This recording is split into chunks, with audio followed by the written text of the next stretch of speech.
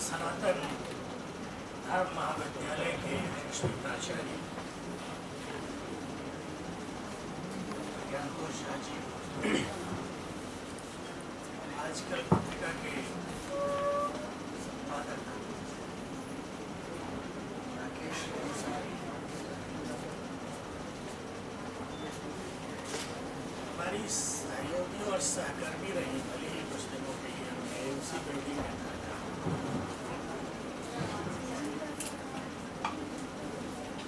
और कवयित्री रामिका जी,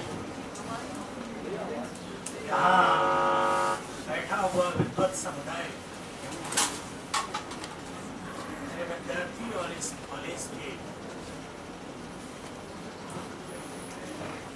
अनुशासित सचेष्ट, लगभग 4 बजने वाले हैं, पर देख रहा हूँ मैं कॉलेज में इतने विद्यार्थी बैठे हुए हैं।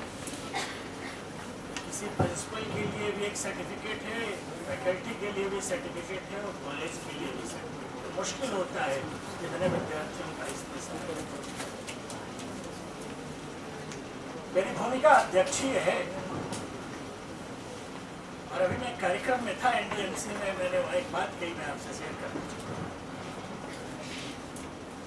अध्यक्ष को बोलने आना चाहिए पर बोलना कम चाहिए।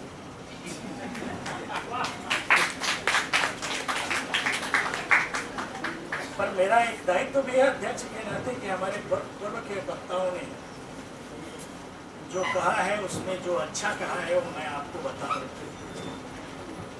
या उसमें मैं अच्छा खोजूं और आपको बताऊं। कुछ अच्छी बातें निकल कर आई हैं और मैं समझता हूं कि आपका ध्यान उस पर जाना चाहिए। अरविंद जी, हिंदी का इलाका मुफहमी का इलाका है और जब सर्जना की बात हम कर रहे हैं तो हिंदी के ही संदर्भ में कर रहे हैं। मुफहमी समझते हैं धुंधल का, यहाँ सब कुछ साफ साफ दिखता नहीं है और जिन्हें साफ साफ सब कुछ दिखता है उन्हें कुछ दिखता भी है, इसमें मुझे सच मित्रों, प्राचार्य महोदय ने एक बड़ी अच्छी बात उठाई, ऑथर की अथॉरिटी डाइल्यूट हुई। हर व्यक्ति रचना कर रहे हैं, अपने सच और झूठ के साथ वो रचनाकार है। बड़ी अच्छी बात आपने कही, कुछ शब्द पहना लेते हैं जो पहनाने से रह जाते हैं और रचनाकार बनने से रह जाते हैं। अनामिका जी ने एक बात कही कि कविता यथार्थ का साझा सपना है और साझा सपना देखने की कला ही रचनात्मकता को बनेगा।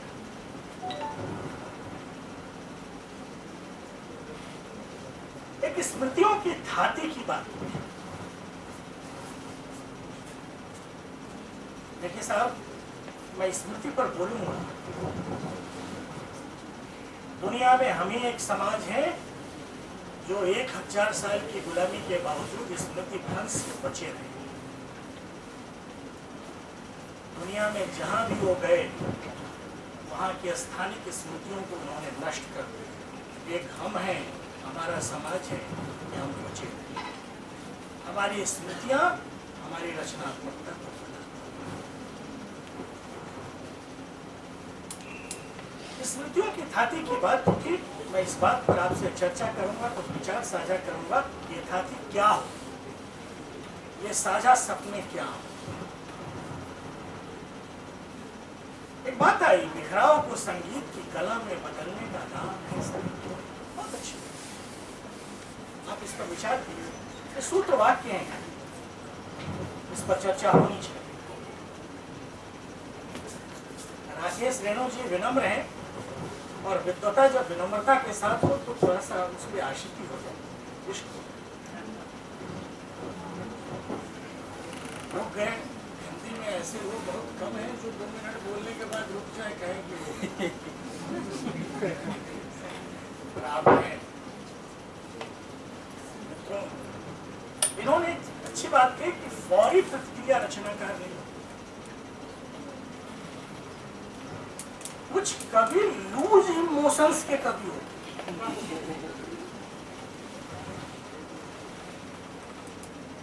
कविताओं में भी लूज इमोशंस हो।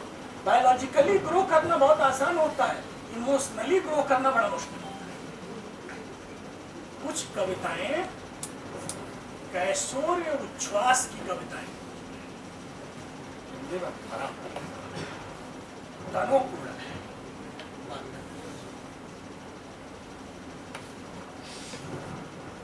पढ़ने लिखने की शर्त, लिखने की प्राथमिक शर्त पढ़ना। मुझे बनारस हिंदू यूनिवर्सिटी का एक साक्षात्कार याद आता है। हमारे एक परिचित वहाँ गए, उन्होंने एक साक्षात्कार देने आई। वो एक विद्यार्थी से कहा कि अपने बारे में बताइए। उन्होंने कहना शुरू किया कि मैंने ये लिखा है, ये लिखा है, ये लिखा है। उसके बाद हमारे परिचित ने कहा कि अब आप चुप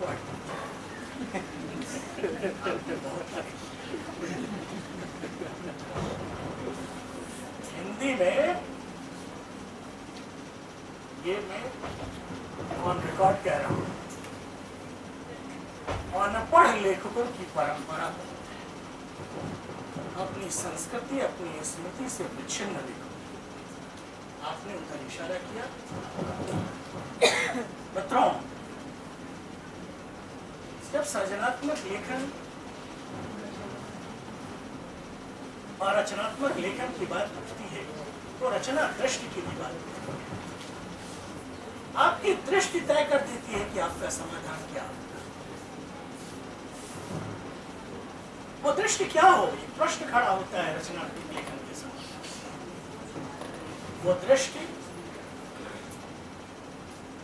जो पिछले 50 वर्षों में हिंदी में रचनात्मक लेखन हुआ है वो मन अच्छा ही हुआ, पर एक बात जो अपनी समझ में आती है उसमें हिंदी रचनात्मकता और हिंदी का समाज एक दूसरे के विरोध में खड़े हुए।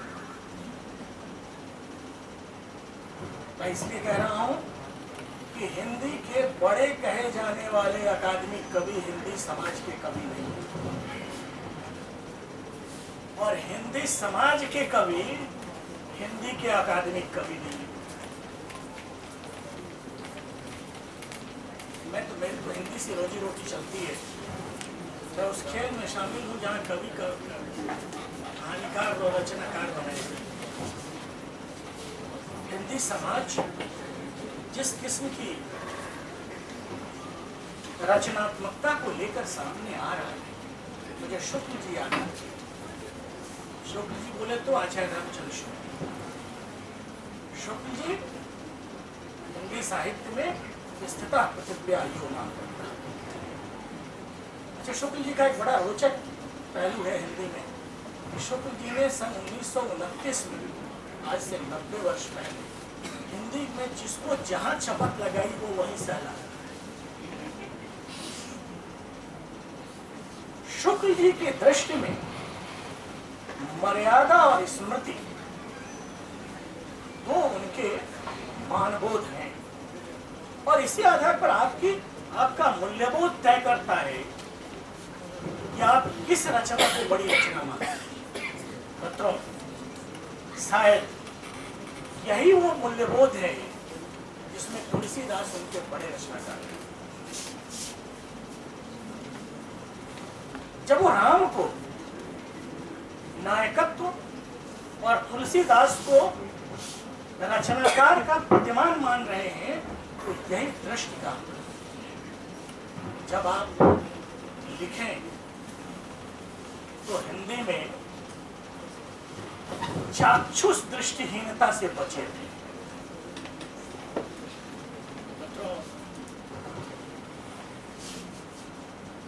एक बात जो मैं आपसे शेयर करना चाहूंगा, भारत की अपनी रचनात्मक दृष्टि क्या प्रश्न,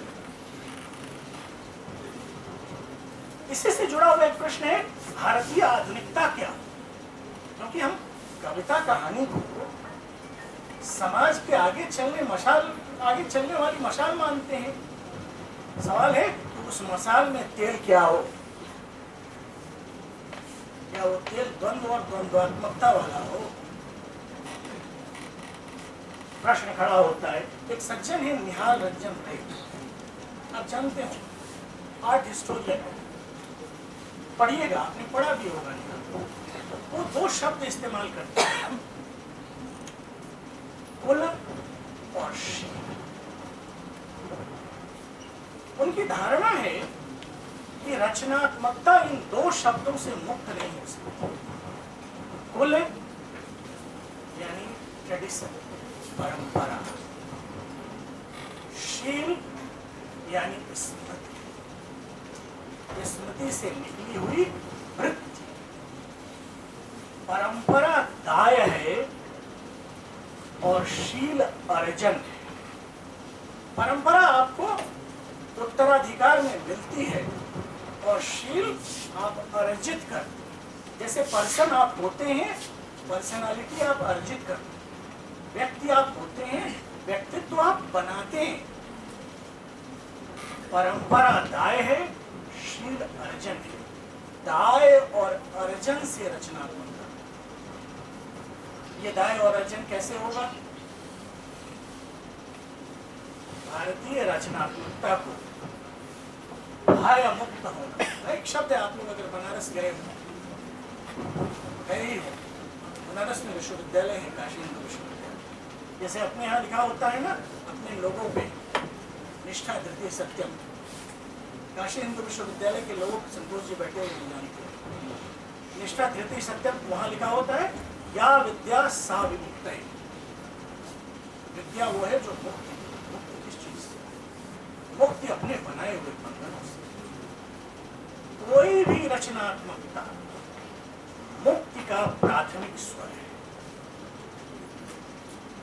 अगर रचनात्मकता आपको अपने बनाए हुए बंधनों से मुक्त नहीं करती है तो उसके रचनात्मक होने में संदेह है। उस रचना के रचनात्मक होने, रचना कहलाएगी भी कि नहीं, मुझे इस तरह मित्रों, इसके लिए जरूरी है कि आप कृत्रिम भय से, हमने पिछले 50 वर्षों में हिंदी रचनात्मकता में कृत्रिम भय, कभी पूंजी का भय देखा, कभी संस्थाओं का भय देखा, कभी और सारी चीजों का भय देखा। भय मुक्ति रचनात्मकता की शर्त है। कायर आदमी कविता क्या लिखेगा? जिसे प्रेम की मुक्ति में भरोसा हो वही तो प्रेम की कविता लिखे। मित्रों, एक चीज, साहित्य का काम शोर मचाना। साहित्य भोंपू नहीं क्या आप इसको बजाएं। एक समय में हमने देखा एक शब्द पर खूब भोंपू बजाया है, धन्य। छायावाद के कवि ने लिखा, चिर तमाच्छन्न धरती के उदय शिखर पर तुम त्रिनेत्र के प्रलय चक्षु से प्रकट हुए प्रलयंकर ढा गए। सोवियत संघ प्रलयंकर गए। मित्रों, जब आप अपनी दृष्टि बनाए तो शोर के बीच जो मौन है, कविता का काम उस मौन में से अर्थ चुनना। कविता नारों पे नहीं बनती है, कविता नारों के बीच जो मौन है उससे बनती है। एक सभ्यता के रूप में हमारी दीर्घजीविता, हमारी एक लंबी आयु है। अच्छा, लंबा अतीत आपको एक छूट देता है कि आप अपने मन का इतिहास चुन सकते हैं। भारत एक सभ्यता के रूप में आपको एक छूट देता है कि आप 6 आस्तिक दर्शनों में से कुछ भी चुन लीजिए और कहिए वो आपकी परंपरा है। 3 नास्तिक दर्शनों में कुछ भी चुन लीजिए और कहिए वो आपकी परंपरा है। भारत की छूट देता है। एक लंबा अतीत आपकी रचनात्मकता के वैकल्पिक उपादान उपस्थित करता है। इसलिए आप आत्यंतिक होकर, जिसकी तरफ आपने इशारा किया, आत्यंतिक होकर, चाहे वो आत्यंतिकता किसी रंग की। हमने देखा एक समय में कोई खास रंग चला, दूसरे समय में दूसरा खास रंग चल रहा है। कविता का काम रंगीन होने से ज्यादा ब्लैक एंड व्हाइट। मित्रों, ये ब्लैक एंड व्हाइट चीज कैसे बने? मैं इम्फाल में था, मेरे पास उत्तर पूर्व का काम है, मैं देखता हूँ। मणिपुर शायद 7 बजे के बाद बंद होता है। मणिपुर में इम्फाल से मेरे साथ अजय थे, 4 लोग रने चुने भागे भागे जा रहे हैं। मैंने कहा कहाँ जा रहे हो भाई? हाँ, रास में जा रहे हैं, गोविंद जी के मंदिर में रास कर। गुजरात में था, एक परिवार था, जल्दी जल्दी भागा जा रहा है। मैंने कहा इतनी जल्दी में क्यों जा रहे हैं श्रीमान? लीला हो, कृष्ण लीला में। मैं जब ऐसा आपसे कह रहा हूं तो आपको संकेत कर रहा हूं कि भारत का कोई भी स्मृति बोध लीला बोध से मुक्त बोध है, और यह लीला बोध राम और कृष्ण केंद्रित है। नायकत्व की चरम परिकल्पना इन 2 शब्दों की परिकल्पना है। इसलिए जब आप कविता लिखें और जब हीरोइज्म का कोई चेहरा बनाए, कविता और साहित्य अगर वैकल्पिक नायकत्व देती है तो इस स्मृति से मुक्त कोई नायकत्व। मित्रों, मैं तो पूरब का रहने वाला है, मेरा पूरा बालपन मानस की चौपाई। मैं जब ऐसा कह रहा हूँ, बाबा जब चिंतित होते थे तो कहते थे कि रावण चले गए इनकी क्या। चरम खलनायकत्व रावण था और चरम नायकत्व राम। इस चरम खलनायकत्व और चरम नायकत्व के बीच हिंदी की सृजनात्मकता चलती है। और इसीलिए एक कवि है हिंदी का, अमेठी के पास का रहने वाला था, आज होता तो कुछ और, मलिक मोहम्मद जैस। बड़ी अच्छी पंक्तियां हैं। कोई न जगत जस बेचा, कोई न लीन जस मोल, जो यह पढ़े कहानी हम समझे। यश, गुडविल ऐसी चीज है जो न कोई खरीद सका है न कोई बेच सका है। दुनिया वालों, मैं अपनी कहानी से, अपनी रचनात्मकता से, अपनी कविता से तुमसे कुछ चाहता नहीं हूँ। सिर्फ एक चीज चाहता हूँ कि जब तुम इसको पढ़ना तो प्यार के बोल। कविता प्यार, कविता हानि लाभ से परे जीवन को उसके चरम सौंदर्य के साथ जीने की आदत। बहुत अच्छा लगा आप लोगों से सुनकर। मैं तो हिंदी का उस ढंग से प्रोफेशनल खिलाड़ी नहीं हूँ, हिंदी तो हमारी रुचि है।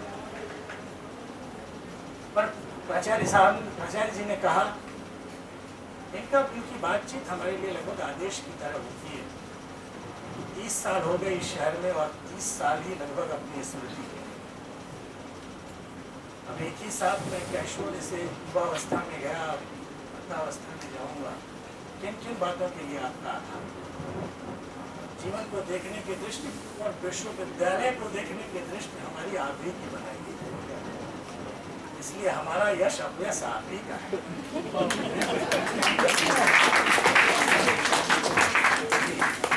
बच्चों, आपने बुलाया, अच्छा लगा, लेकिन कोई भी कविता, कोई भी रचनात्मकता अगर टोटकेबाजी में चलती है तो उसका वही हश्र होता है जो कुछ कवियों और कुछ रचनाकारों का हो।